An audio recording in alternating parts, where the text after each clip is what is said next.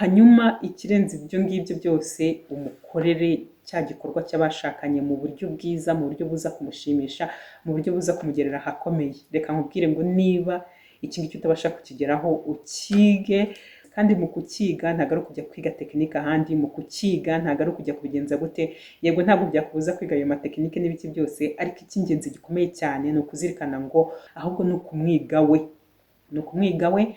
Hari utuntu tudasaba amagambo menshi, burya iyo akubwiye ati aho ngaho, aho ngaho wakagombye kumenya ko ari aho ngaho, wihita uvuga ngo reka mpite mushakira aharenzeho.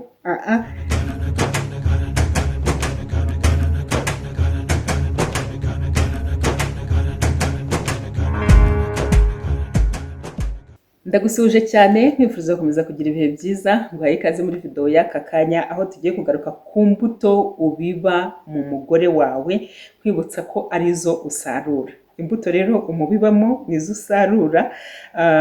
Nkaba ngiye kukwereka imbuto zikomeye cyane ugomba kugerageza kubiba mu mugore wawe, kugira ngo of course kugira ngo utazarumbya.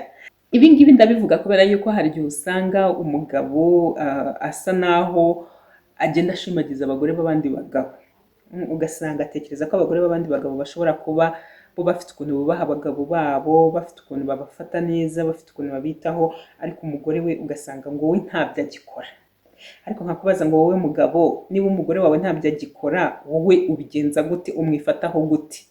Ese imbuto uyu mugabo urimo gushimagiriza umugore we abiba mu mugore we nizo nawe ubiba mu mugore wawe? Imbuto rero biba mu mugore wawe nizo uzasarura. Akenshi usanga abagabo baratereye iyo ngo namaze gushaka umugore, narakoye, nakoze ibiki byose, nakoze ubukwe, ubu ni umugore wanjye, ntabwo nkirambagiza, ntabwo najya mu bintu byinshi. Nshuti, ibyo ntabwo bikora. Ibyo ntabwo bikora. Umugore nawe ni nk'ubusitani, nutabubagarira, nutabwuhira, reka nkubwire, imbuto zirimo zizaza zibishye, cyangwa se zizaribwa n'udusimba, cyangwa se zizabora, nuko nguko bimeze, cyangwa se zinume. Imbuto rero umubibamo ndetse n'uburyo uzifata neza nizo uzasarura. Ahangaha iyi video nayitekereje ubwo nari maze kwakira ikibazo cy'umudamu umwe, ntari buze gusoma ahubwo ngiye kuvuga mu ncamake. Umudamu washatse ubu ngubu afite umugabo, ariko mbere y'uko ashaka umugabo yakundanye n'umugabo we, ari nawe rukundo rwe rwa mbere. Hanyuma bigeze igihe baza gutandukanamo gakeya, batandukanye uyu mukobwa ashaka undi mu boyfriend. Uyu mu boyfriend wa kabiri bamarana igihe runaka, ariko bamaze kumarana igihe runaka kigera hafi mu mezi 6, arongera agaruka kuri wa mugabo bashakanye nyine ari we rukundo rwe rwa mbere, barongera barakundana, ndetse mu gihe kitageze nko ku mwaka bahita barushinga. Ariko bamaze kurushinga uyu mugabo aza kubaza umugore nyine ukuntu niba nta wundi mu boyfriend yagize nyuma y'uko batandukanye. Umugore aza kumwemerera ko yamugize. Hanyuma muri ya matsiko menshi abagabo bakunda kugira, ahita amazi ati ese buriya nta mibonano mwakoranye? Umugore aza kubyemera ati koko twarayikoranye. Umugabo ahita amubwira ati koko narabibonye yuko twongeye kurushinga imyanya yawe yari yaragutse, ntabwo yari kimeze nka mbere. Bisobanura ngo nahise mbyumvisha ko ushobora kuba warancaga inyuma. Kandi aravuga ati wancaga inyuma, kandi icyo gihe bari baratandukanye byemewe. Ibyo rero ngo byose bituma umugabo amurakarira cyane, ahita atangira kumufata nk'ikimbwe haze, akajya amutuka, akamugaraguza agati, akamubwira ati wowe ntacyo umaze, ntacyo ushoboye, dore ibyo cyatetse, dore uko cyakorobye, dore uko cyakubuye, dore ibiki n'ibiki, ibintu byinshi cyane. Ahita amuhindura umuntu wa zero, kandi abikora bakimara kurushinga bataramarana n'amezi 2. Umugore rero abaho muri ubwo buzima bwo kugaraguzwa hagati, bwo kurutishwa abakozi bo mu rugo, bwo kuba umuntu uri aho ngaho utagize ikintu amaze. Nawe urabyumva, ubwonko bwe buragera aho, ariko bihita bihura no gusama inda nayo ngo izimumerera nabi. Uhura n'umugabo utamwitayeho, utanabona yuko umugore atwite ngo amuhe keya nk'iyo wakagombye guha umugore utwite. Umugore arinda abyara akiri muri iyo struggle y'umugabo utamwitayeho, agakora iyo bwabaga yavuga ati reka bari njyewe umutekerane kubiha abakozi, akanga kubirya, agahita kubita ikiko nk'ari akabimena, akavuga ati ndebera, ahubwo akabirya ari uko ari abakozi babitetse kurusha ari umugore wabitetse. Ariko nyuma ngo yaje kuza kwisubiraho, noneho mu kwisubiraho nyine atangira kugarukira umugore we, ubwo yari amaze kubyara umwana wa kabiri. Ariko muri uko kugarukira umugore we, umugore akumva nta bushake akimugirira, bakora imibonano akumva ameze nk'igiti, akumva ntabishaka, donc byaramucanze. Arimo aribaza ati nkora iki ko ibyiza nkorera ubu ngubu ntabibona, buri gihe mpita mubona muri ya image y'imyaka hafi 2-3 yamaze anstressa, antesha umutwe, angira icyo abonye. Ntabwo ndi busubize uyu mudamu kubera yuko namusubije mu buryo bwihariye, turacyaganira inbox kureba icyo twakora. Ariko ku rundi ruhande njye nashakaga kubabwira mwebwe ngo izi ngaruka ziriho nonaha z'uyu mugore kuba yumva imibonano atakishaka, yarabaye nk'igiti, atagira ibintu ashaka, umugabo we amubona agahita amubona nk'umuntu uri aho ngaho w'umunyamahane, ibyiza byose akoze ntabibone, ntibimwexite ngo bimuzanemo bwa bushagarira, yumve koko ni umugabo wakunda yubashye kandi yishimiye. Urabona byatewe n'uko uwo mugabo yamufashe kandi akabimufata mu gihe kinini, ndetse no mu gihe yari amukeneye atwite agakomeza kumugaragura gutyo. Niyo mpamvu rero nashaka kuvuga ngo imbuto ubiba mu mugore wawe jya uzirikana ko arizo uzasarura. Niba ushaka gusarura imbuto nziza rero mu rugo rwawe, wowe nicyo ugomba gukora.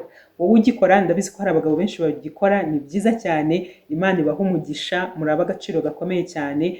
Iyo umugore afite umugabo mwiza, umugabo yishimira, umugabo umukunda, umugabo umuha keya, nta kiba kiruta ibyo kuri we, bihita bimubera nka paradizo. Ndabizi muri comment cyangwa se inbox hari abagabo benshi bahita baza bavuga ngo ngewe wanjye ntako ntagira, ariko ngo gute, kandi ugasanga no muri abo bazaza inbox bavuga ngo ntako ntagira harimo na wa mugabo wabanje kugaragaza umugore wa gati, nyuma uyu munsi kubera kabona ntako atagira agahita yumva ko n'umugore we yakagombye guhita asakuma amukurikira muri iyo sense.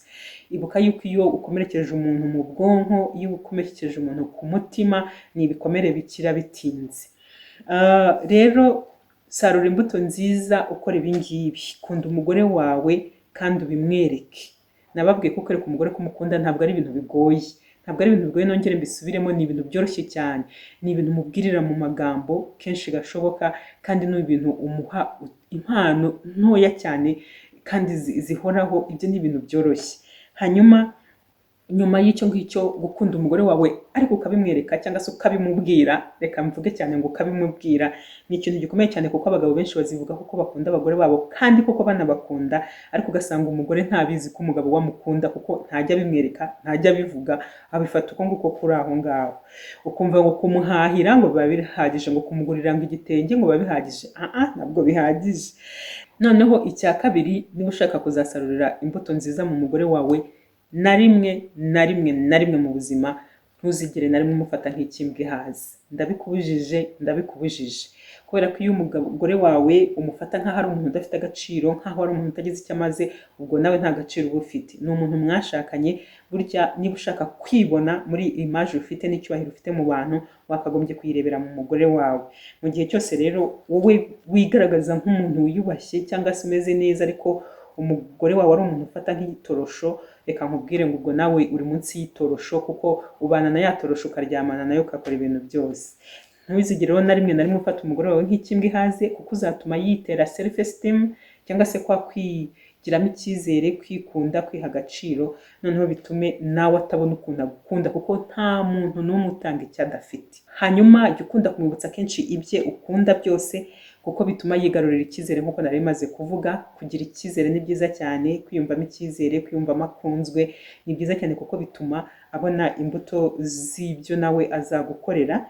Noneho wimuha urwaho rwo guteteshwa n'abandi, cyangwa se no kubwirwa n'abandi ko bamukunda, cyangwa se no guhabwa keya n'abandi, kubera yuko arayifite mu rugo rwe. Ibyo ngibyo byose arabifite.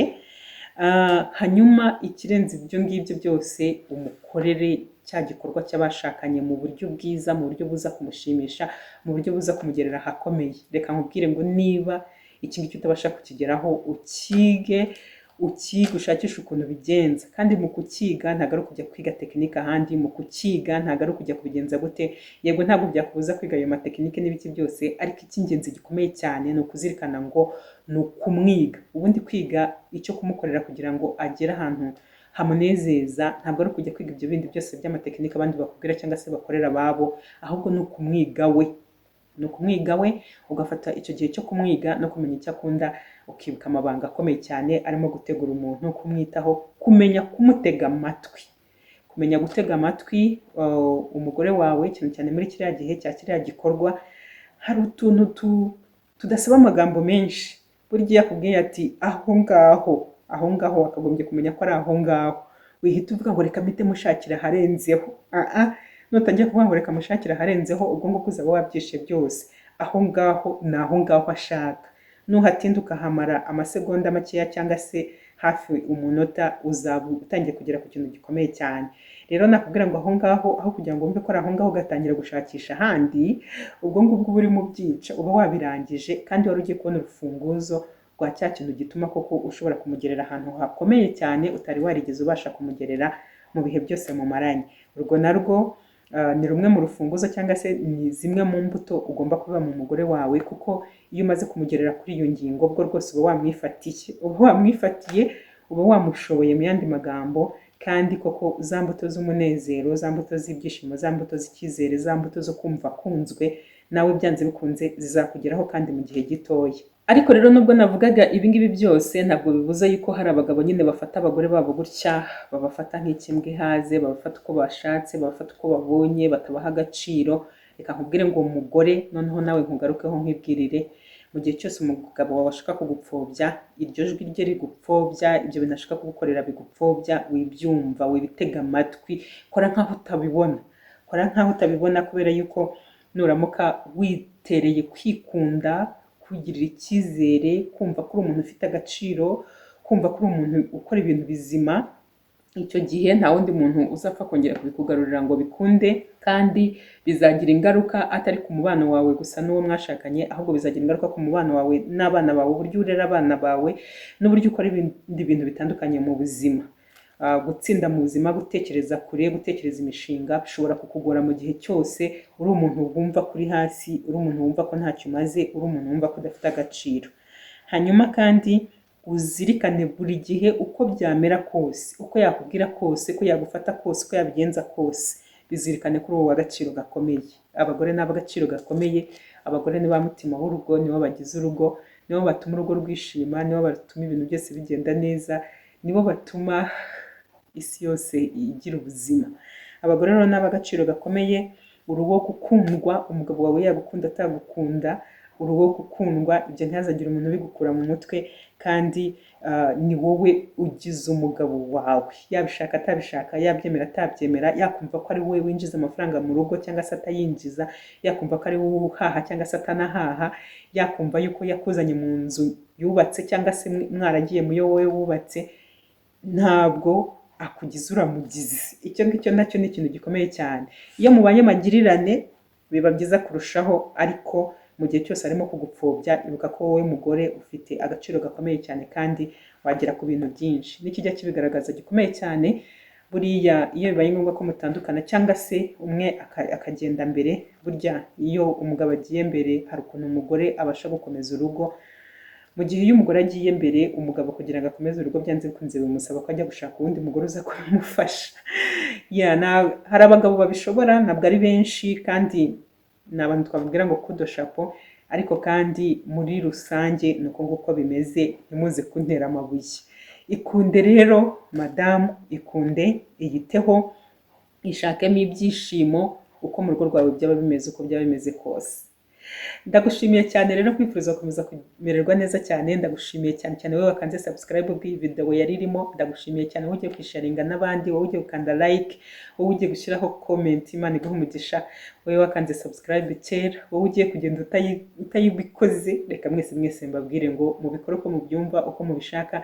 Icyo nishimira n'umunezero wanyu, nibibanezeza gusa. Murakoze cyane.